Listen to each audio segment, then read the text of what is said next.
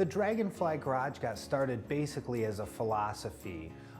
From the beginning, Tracy did graphic design work, and her design company was Dragonfly Garage, or Designs, excuse me. And so we've always had a kindred spirit with dragonflies. We're very nature inspired. We like dragonflies, and so when time came for us to open up our gallery, we always knew Dragonfly was going to be involved in it.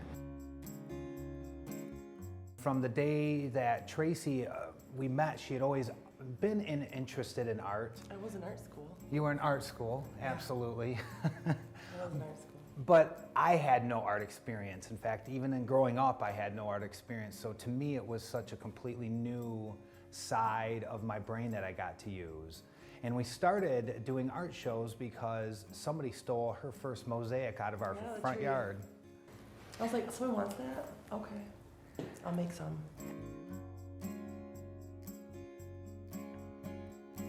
I was a pharmaceutical rep for 15 years, and every day for 15 years I got up and I was like, I am not doing the right thing. What he went to college for. Yeah, exactly. His mom and dad told him to do this, go to college, get your bachelor's. I played football at Northwood, I did the thing. I got married, had the kids, went off to work every day, and I was like, man, there is not something right here. And the day I quit my job, retired, whatever you want to say, 4 years ago, I haven't had those feelings since. We do everything. One of the benefits to being artists is we travel the country, and we live in a travel trailer. So about 5 months out of the year we travel with a travel trailer, and we gather up all of our things, and where we go inspires us of what to make. So some of the pictures in here are all of the images of where we've been. That creates a color composition.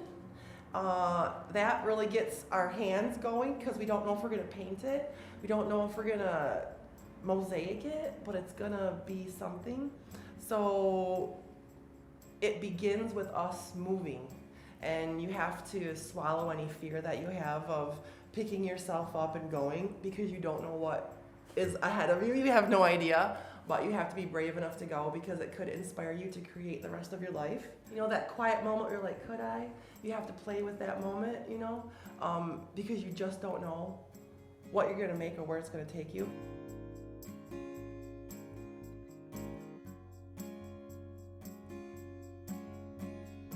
I will tell you a story, and this was one of the most amazing things that ever happened to us. We were with the kids on Sanibel Island, and a couple bought a piece, and they're standing there with their 3-year-old son, and they're looking up at this art they bought, and they said, honey, we just bought this piece of art, what do you see in it? And without missing a beat, the child said, I see God.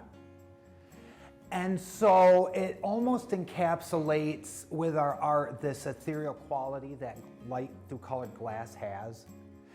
We also study color therapy. It's a lot to do with energy work. I'm we're both sort of energy healers in that area where people will come into our booth and they'll say the light brought them in.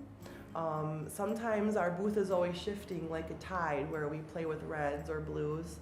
But we have found that color is so powerful in your life that you can change your clothes color and feel a different change in the vibration of your body.